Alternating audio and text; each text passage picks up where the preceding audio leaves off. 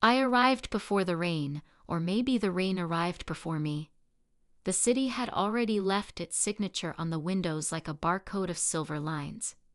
The espresso machine coughed and settled, releasing the rich scent that anchored me on mornings when the building felt too big for one person and the to-do list felt like a tide. I liked the office best this way, quiet, humming, a cathedral of glass and brushed steel with the skyline muttering beyond. The overnight team had left behind a curled stack of printed plans and a post-it that asked for miracles. I took a breath, wove my hair into a knot with the elastic I kept on my wrist, and told the post-it I would try. The small red light second from the top on my monitor glowed like a low-voiced reminder. Another board meeting at 9. Another presentation to the man who would decide whether the firm could still afford its older loyalties. A new CEO, all rumors and headlines, and a headshot that looked like it had been cut from a better magazine. He had arrived 2 weeks earlier with the weather, sleek suits, shoes that clicked lightly down the hallway like a metronome, eyes that took inventory in a room and left no one uncounted. I had been at this company long enough to stand sturdily on my reputation. Whether it would hold against new winds was another question.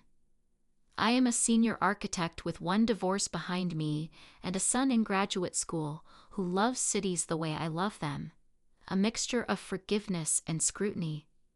I tell myself I believe in structures you can return to, but sometimes the light moves differently and you do not know which window you were looking through all along.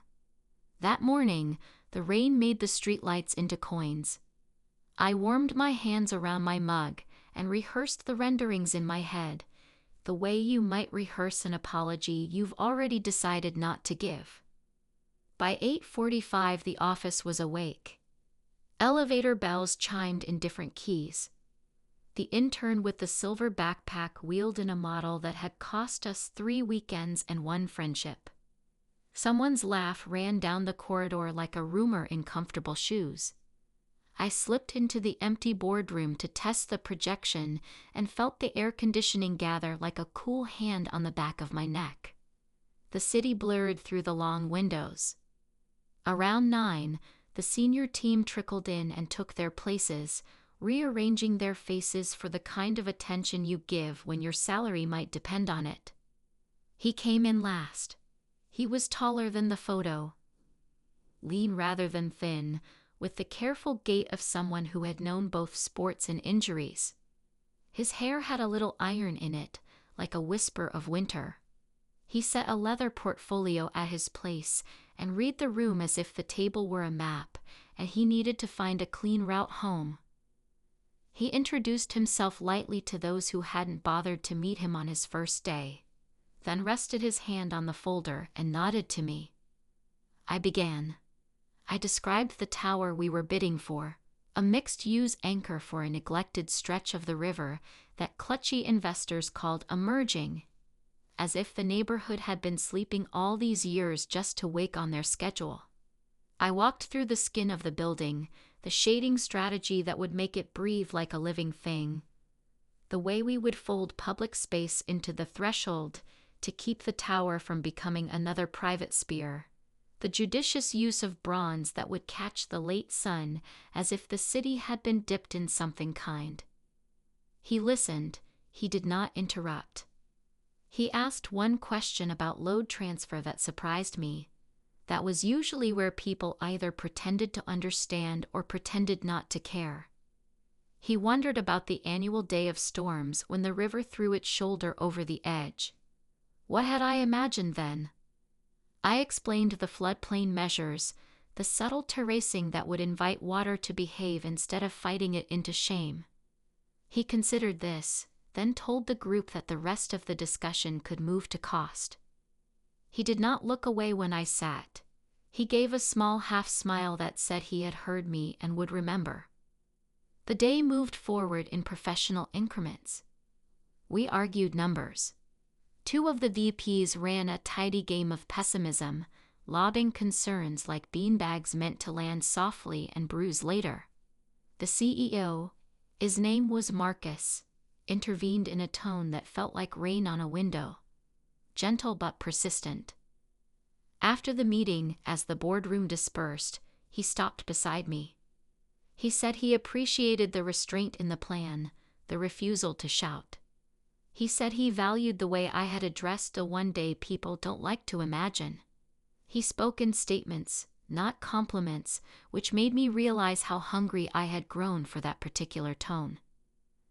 I told him I'd email the revised model. He said he would walk the site that afternoon and asked if I had time. It wasn't quite a question. I said I did. We walked out in the drizzle without umbrellas.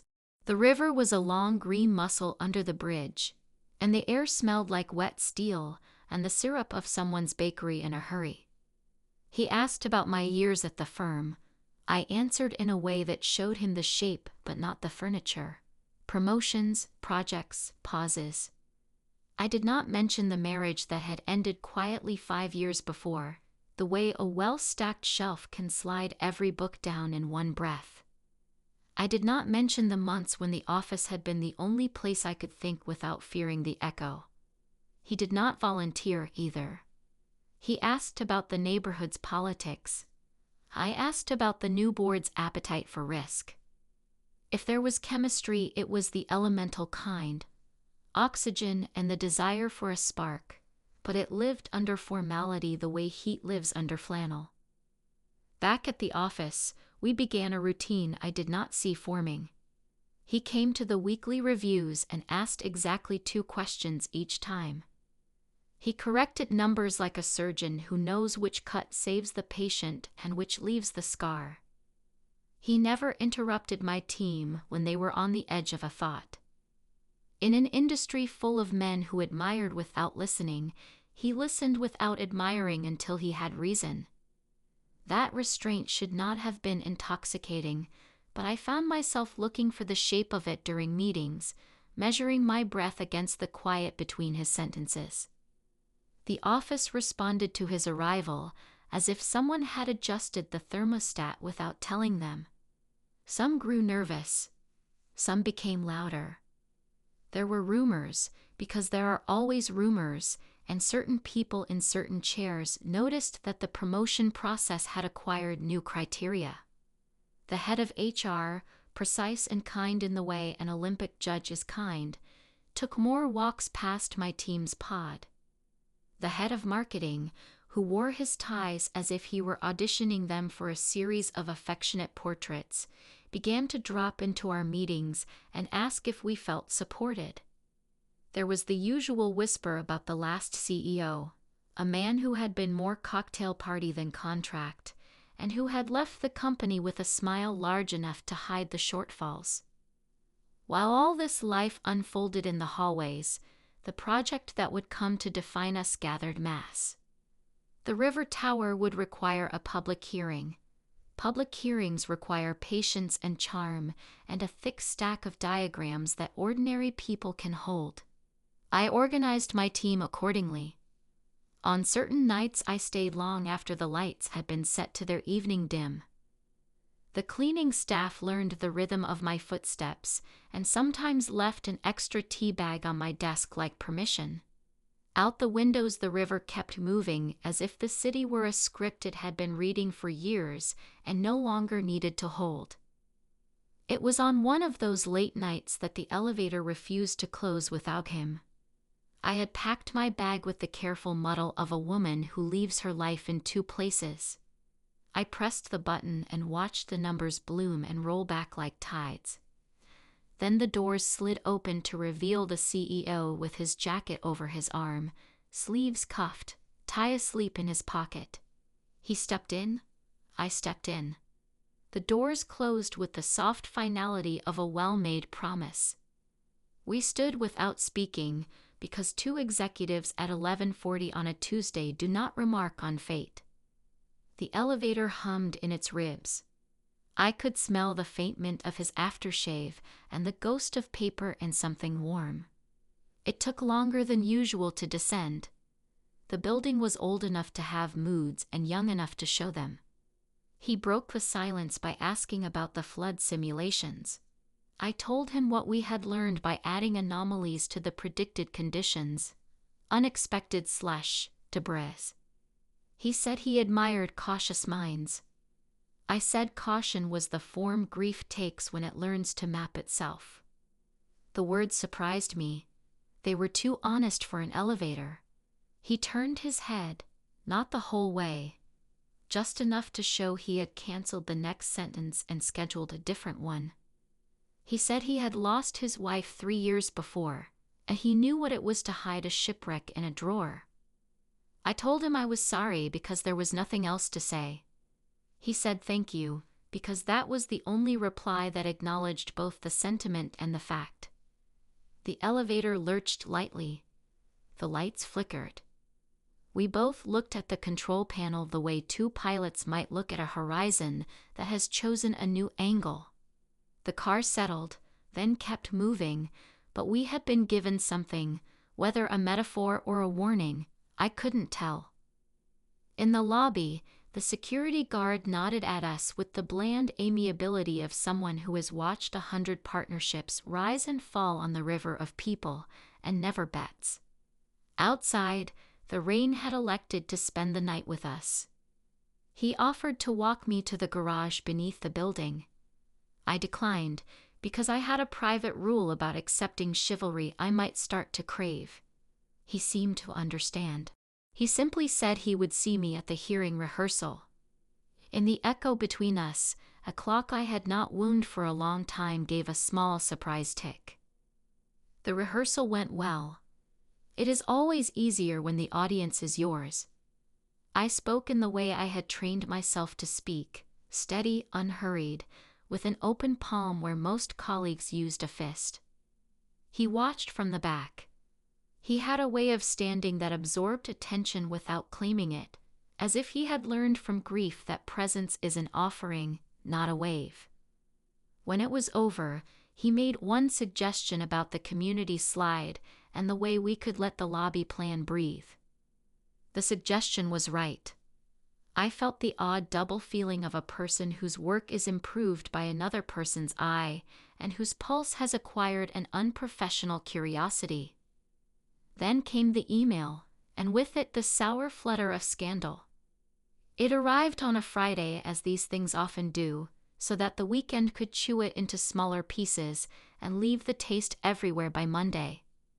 An anonymous address sent the board a set of internal documents from the last bid cycle, out-of-context fragments curated to make it look as if our firm had whispered proprietary data into the client's hand. There was a thread that hoped anyone reading did not think it was intentional, but wondered whether integrity was a word we reserved for branding. There were screen captures of spreadsheets. My initials floated through them like a damning variant of my name. HR called me into a glass-walled room with a ficus that had never done anything wrong. The head of HR asked carefully whether I could help them understand the material. I said yes and asked to read it, and then something in me sat down in the chair of a former life and waited for the verdict. I could account for most of it. I keep notes because that is part of how I keep breathing. There were emails that had been edited to remove their conditional verbs. There were line items that made sense if you knew the preliminary calls we had made to the city, which of course the anonymous sender did not include. Still, the bed had been made, and it was a bed a public company does not enjoy. I saw how this could go, because it had gone this way before. Someone would be reassigned to a farm of regrets. Someone would find their name left off the next invitation.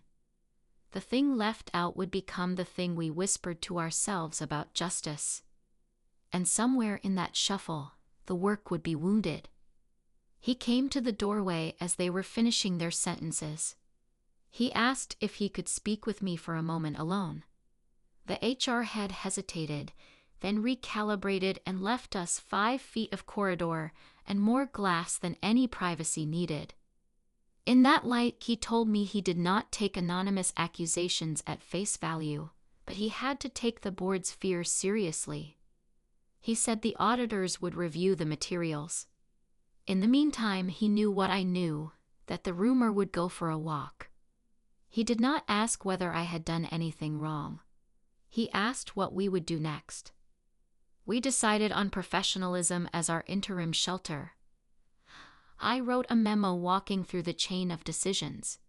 He sent a note that punished no one and calmed no one and asked, instead, for patience. The weekend made itself useful by providing hours for paranoia. I spent mine making an old soup recipe my ex-mother-in-law had sworn soothed headaches and other correctable sins. I slept less than I needed and woke to the ugly sweetness of an online forum where someone had outlined my past projects with the suspicious red circles of a detective who likes round shapes too much. On Monday, I put on a dress that has carried me through a divorce hearing and a ribbon cutting, navy, attentive, determined not to aim for applause, and held my head at a level that felt human. The office performed its courtesies. The interns pretended to be interested in print jams. The older partners pretended not to stare at my office door. I did what you do, which is continue working because the work, if it is your work, will refuse to be done by anyone else in quite the same way. At night, he knocked on my open door and asked if I could walk. We took the back stairwell where the HVAC sang, and through an exit that led to the service alley, and from there to the river's edge. The sky had finished with its warning and moved on. The stars were the correct number again. He told me the preliminary review had found the edits on the emails. He did not say who had likely done it, but the marketing head's name hovered like a moth in the negative space between us, because there had been too many invitations to lunch and too many friendly suggestions about pivoting the story. He said the board would need something clean if we were to move forward with the river tower, because the developer's PR firm had sniffed blood. I told him I could live without certain projects, but not without the knowledge that I could walk through the lobby and look our interns in the face. He said he understood this on a cellular level. He told me about the year after his wife died, when he had continued to go to the gym at 5 as if his body's schedule might trick grief into showing up later, only to find it had been waiting for him in the locker room with a small chair and a list of questions. He said the remedy for him had been to ask his work to be a thing he cared about again rather than a thing he used to forget. It was the most personal sentence we had exchanged. It sat between us as our breath made quiet shapes in the air. The hearing was Wednesday. Tuesday evening I found another email in my inbox. This one from a journalist who asked whether I had time to clarify the timeline before the story went live. I felt my stomach clench like a fist holding a note it could not manage to read. I forwarded it to Marcus. He replied within a minute, "Do nothing. I'll handle." I believed him, which startled me with its suddenness. Then a second email arrived, this one a calendar invite. He had scheduled a meeting with the board for Wednesday morning, 2 hours before the hearing, with my name and his name alone on the invitation. The subject line read, simply, "Context." I slept briefly and badly, and woke to the city in a forgiving mood. The sky was silk. The people on the early subway had the expression of travelers who know where their station is and are not disturbed by the interim noise. I stopped at my usual cafe for an espresso and found the barista had made it before I asked, the way people do when they love you lightly. In the lobby, the jazz station that often hid behind the building's indoor trees was playing something with brushes, gentle as conversation. The boardroom was too cold. It wanted to impress. Instead, it made everyone look a little blue. The board filed in with their thermoses of sincerity. He came in without a portfolio. He asked if I had brought my resignation letter. The truth is that I had. I had typed it in the spare, sharp language of someone who has left before and survived. I had printed it on the heavy paper that people associate with seriousness. I had folded it once. I had put it in my bag because sometimes the act of choosing carries a power one never needs to use. I was not prepared for him to ask me to place it on the table. I did. The paper looked modest and invincible. He began by summarizing the situation: anonymous tip, edited emails, frightened stakeholders. He acknowledged the specific attachments. He described my work history at the firm without turning it into an epitaph. He said he had asked for my resignation letter because he believed the tradition of sacrifice before clarity had run its course in our industry. He did not raise his voice. He slid the letter toward himself and unfolded it with the tenderness of someone opening a map from a country he had promised never to leave again. And suddenly, the line in my title, my life's title for the past month, became literal. The boardroom was silent, because silence is what happens when all the rehearsed sentences forget their marks. He read my resignation and then he whispered, "Not you." He said it in a voice trained for whispers, the voice of someone who has comforted a person sleeping badly and does not want them to fall, the voice of a man who had read too many resignation letters from people worth keeping. I felt the words like a hand against the small of my back, steadying, not claiming. He looked up at the board and announced that we would not accept my resignation. Instead, the firm would pursue the source of the edited emails with the kind of attention we usually saved for the seductive parts of deals, and it would publish a timeline and a set of internal controls so that no one's reputation could be redesigned by a single bad actor with access to a printer. There was a murmur, because murmurs have their own unions. The marketing head cleared his throat and asked whether the appearance of impropriety might be worse than the impropriety itself. Marcus replied that the appearance of courage is always preferable to the appearance of fear. He asked for a vote. The board agreed to his plan because the alternative was uglier and because leadership, when done correctly, is a contagion. He walked me out of the boardroom without touching me. In the hallway, where the industrial carpet remembered every footstep that had carried too much weight, he asked if I could handle the hearing. I said yes, because there had been too many days when I had lied to myself about what I could not handle. He nodded once, the way a runner nods to a hill before running it. The public hearing was held in the old municipal auditorium where paint had learned to crack gracefully. The room smelled like wood and past speeches. Community members sat toward the front, arms crossed in the posture of citizens who have been disappointed before and prefer not to be again. The developers' team, sleek and alert, clustered like a flock. Marcus stood in the back, his presence both permission and promise. I took the podium and felt the light on my face as a hand that meant well and had not yet been told about the week I'd had. I spoke about buildings as neighbors. I spoke about shade as a civic good, how a tower can give it like a tree if you let it, and how the river deserved a partner who could listen to its mood swings without complaint. I did not speak about scandal or rumor, but I thought about the way reputation becomes architecture, how it frames and directs a person's movements. I decided as I spoke that I would not live inside a structure I had not elected to build. The question period was predictably vivid. A woman with hair like a silver wreath asked about union jobs. I told her the numbers and the commitments. A man with a notebook as small as a secret asked about the floodplain. I gave him the diagrams, the figures, the phone numbers of the civil engineers who would verify them.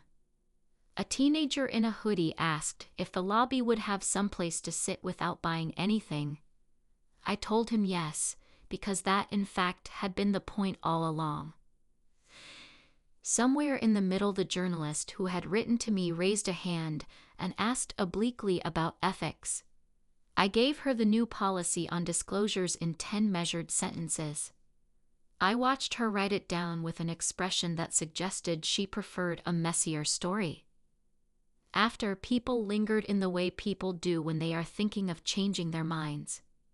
The developers team came over to shake my hand and say they appreciated the candor.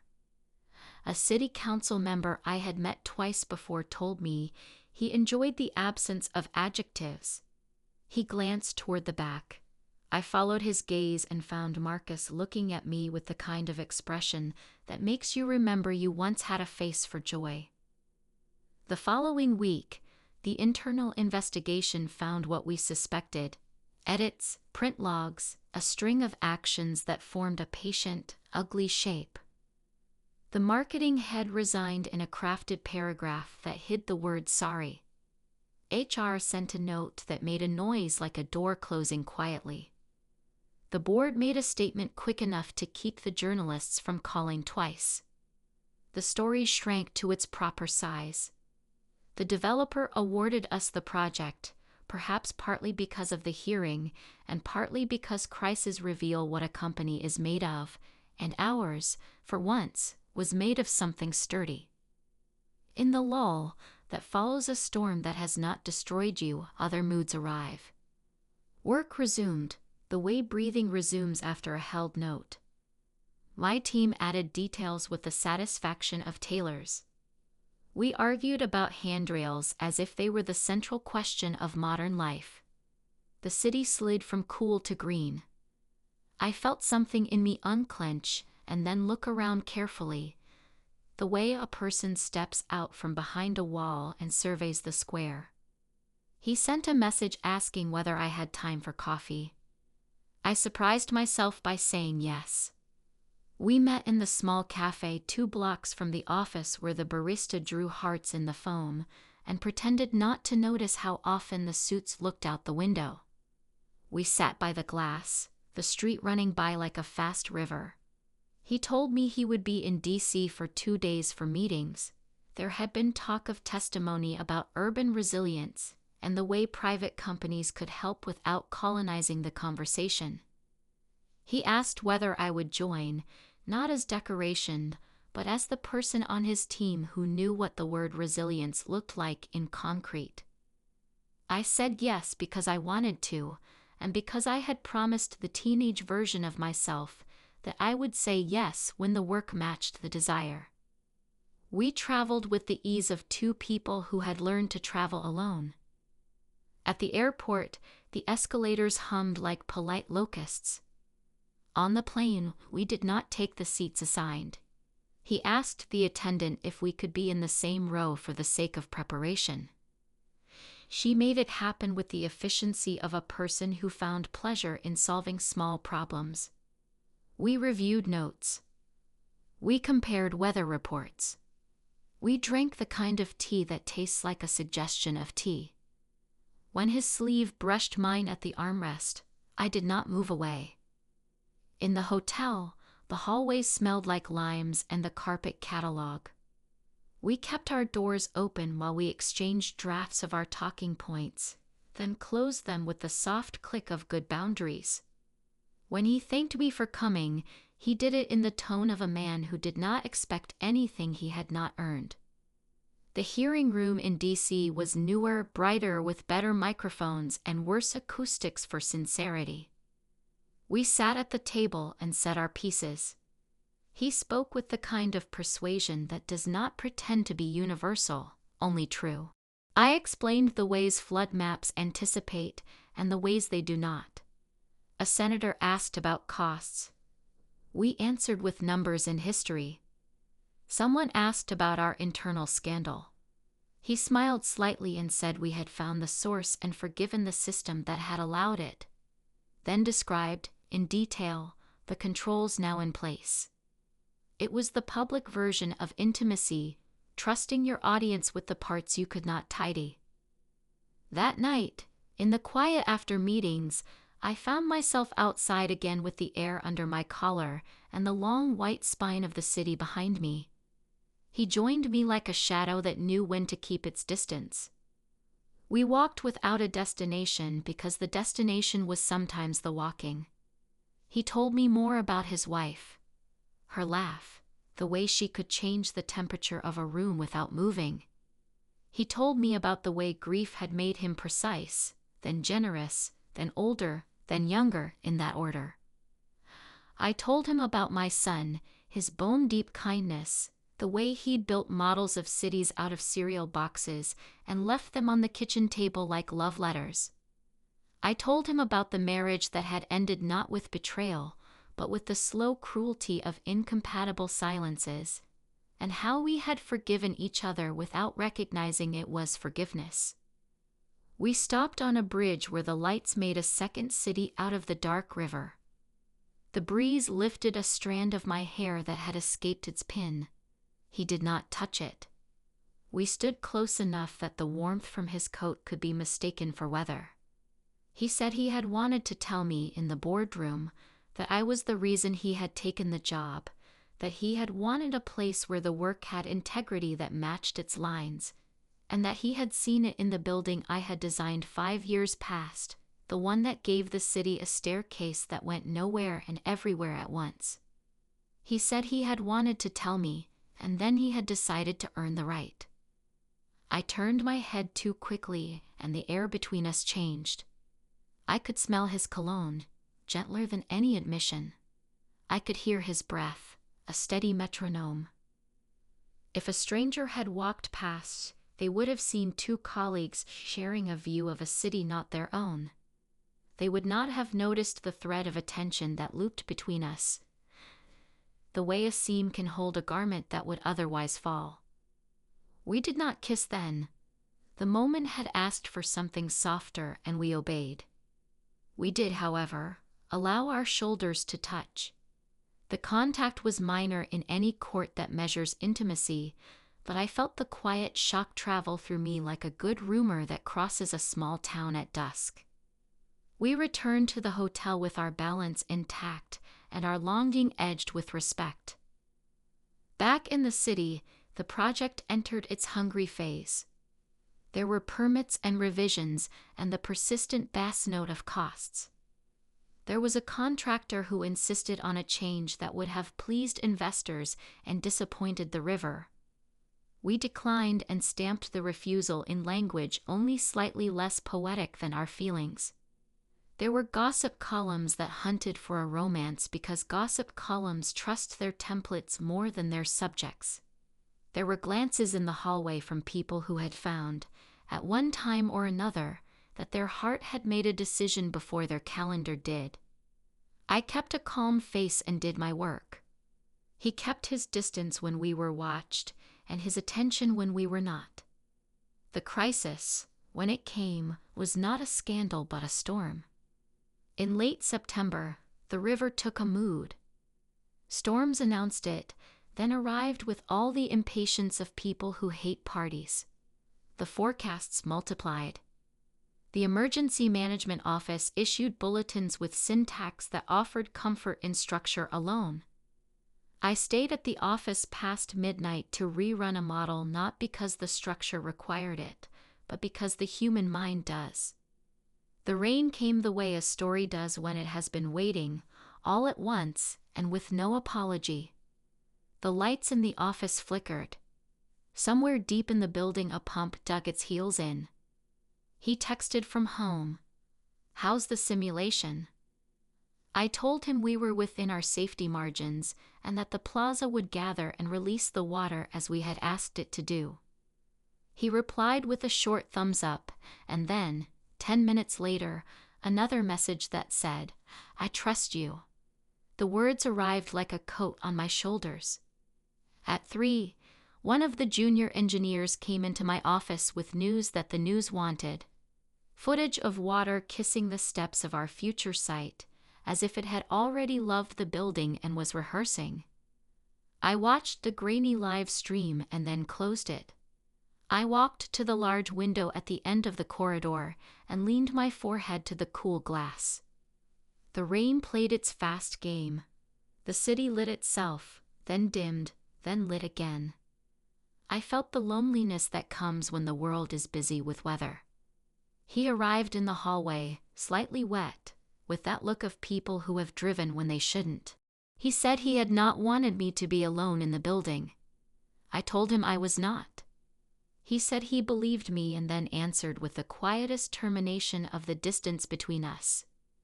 We stood side by side, the glass at our foreheads, our shoulders aligned.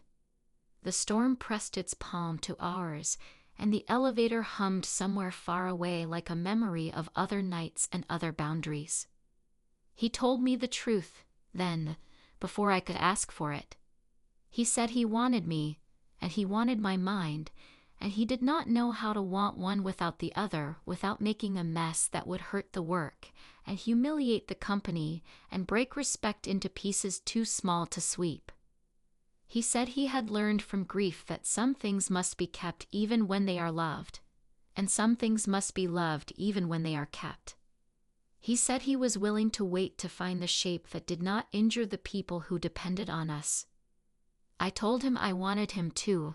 It felt perilous to name it aloud, but the storm outside agreed that honesty is a kind of weather.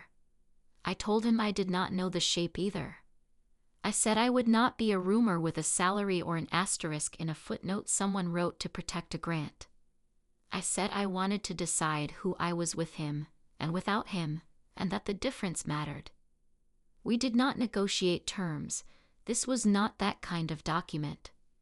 We stood in the storm light and let the world be ancient and immediate, and then he reached for my hand in a gesture so small that if you had been walking past, you might have thought he was catching his balance.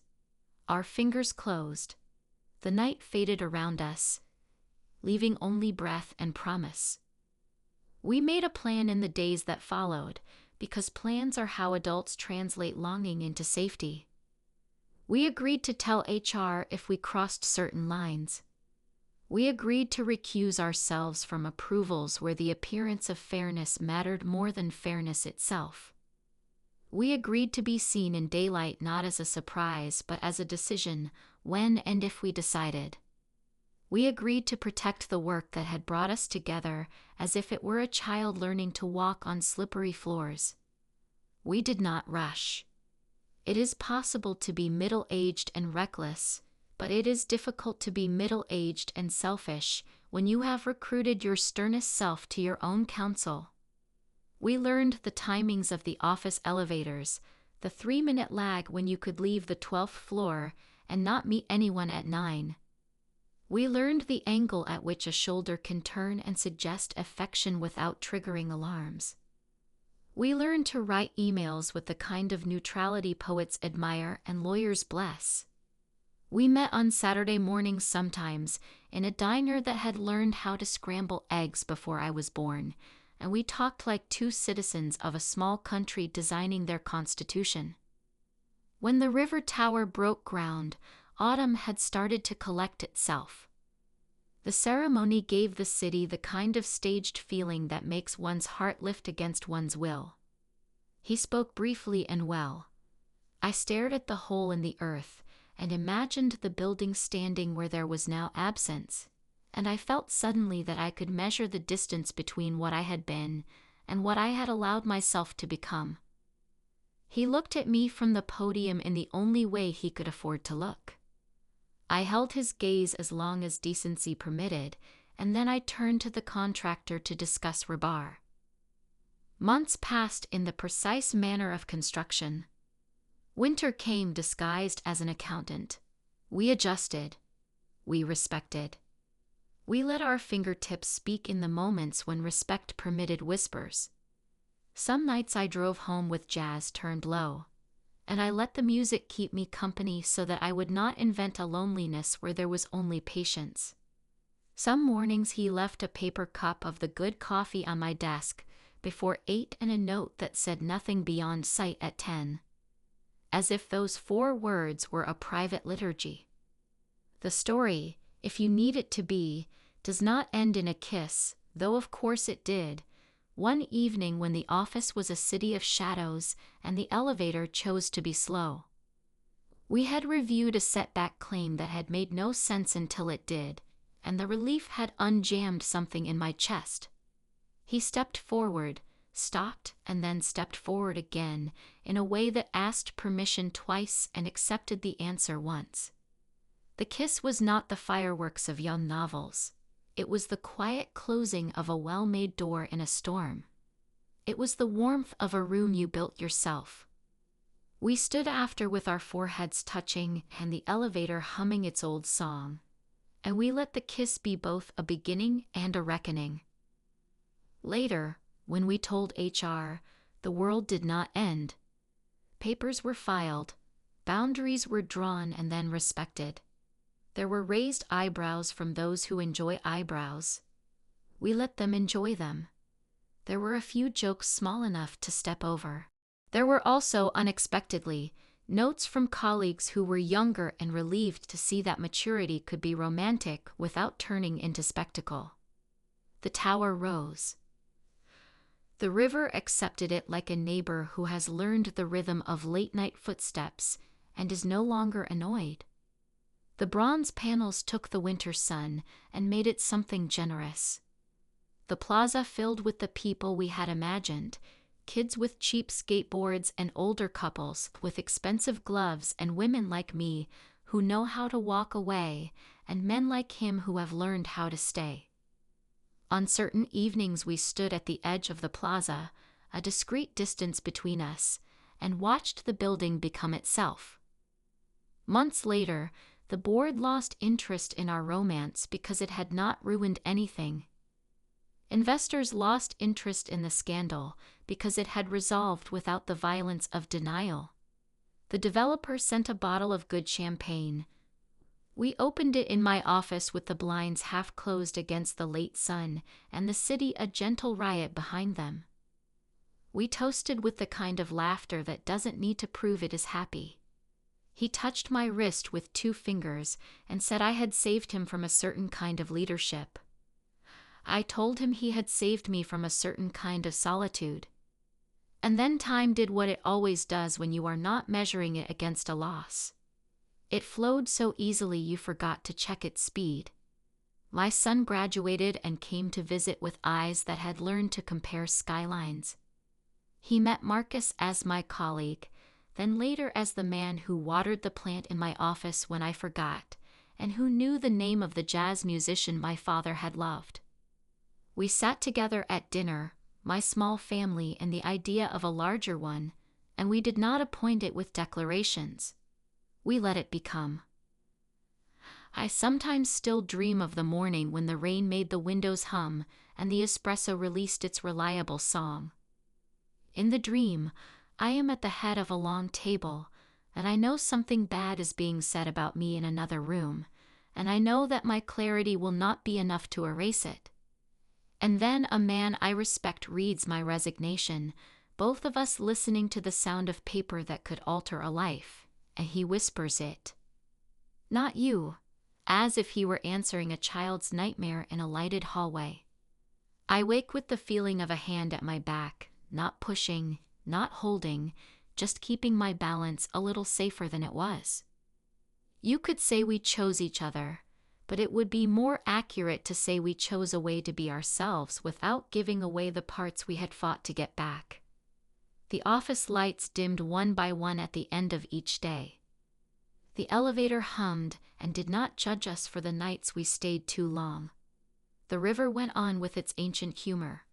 And in the conference room where we risked our names, in the tower whose shadow fell across our unremarkable mornings, his shadow often lingered near mine, not as an owner, not as a warning, but the way a companion's shadow belongs.